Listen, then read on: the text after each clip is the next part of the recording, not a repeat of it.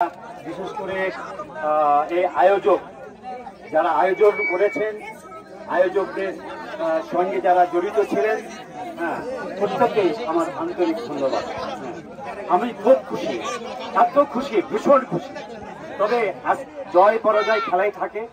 যারা আজকে এই খেলায় জয়লাভ করলেন এবং যারা জিততে পারলেন না, কারই মন সবাই খুব সুন্দর একটি খেলা আপনারা খেলেছেন। এজন্য সবাইকে ধন্যবাদ আবারও।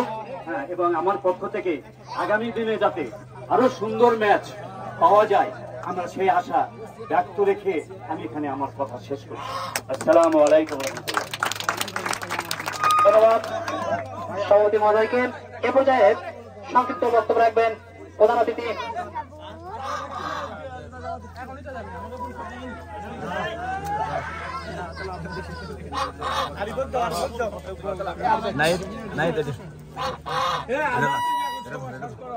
আপনার তো হচ্ছে ভিডিও হচ্ছে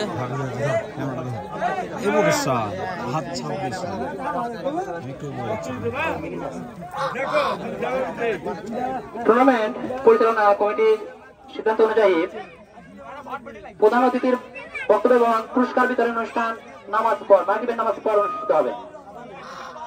যেহেতু মাগরিবের আজান হবে, মাগরিবের নামাজের পর এখানে পুরস্কার বিতরণ অনুষ্ঠান বা বাদ বাকি কার্যক্রম সমাপ্ত ঘোষণা করা হবে।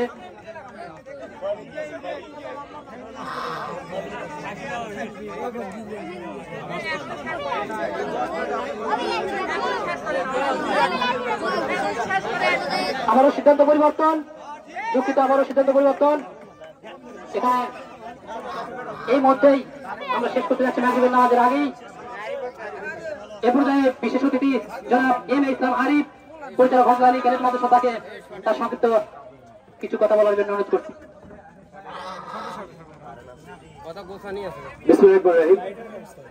পারসলাই আদর্শ গ্রাম কর্তৃক আয়োজিত আজকের এই ফুটবল টুর্নামেন্টে উপস্থিত সম্মানিত সভাপতি, সর্বজন শ্রদ্ধেয় ব্যক্তি, উপস্থিত আছেন আজকের এই পুরস্কার বিতরণ অনুষ্ঠানের সম্মানিত প্রধান অতিথি আমাদের প্রাণপ্রিয় ভাই রুবেল ভাই সহ উপস্থিত দুই দলের খেলোয়াড়বৃন্দ এবং দর্শক বৃন্দ, সভাপতি আসসালাম, আসসালামু আলাইকুম।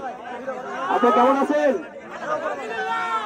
আলহামদুলিল্লাহ। আজকের খেলা আমরা অত্যন্ত মনোমুগ্ধকর ভাবে উপভোগ করেছি। আমি খেলা বিষয়ে কোনো কথা বলবো না, আমি আপনাদেরকে আনন্দ দেওয়ার জন্য একটা কথা বলবো। সেটা হচ্ছে, এখানে প্রায় সমর্থক কিন্তু ছিল পারসলাইয়ের পক্ষের, একমাত্র আমি ছিলাম খামারপাড়ার পক্ষের।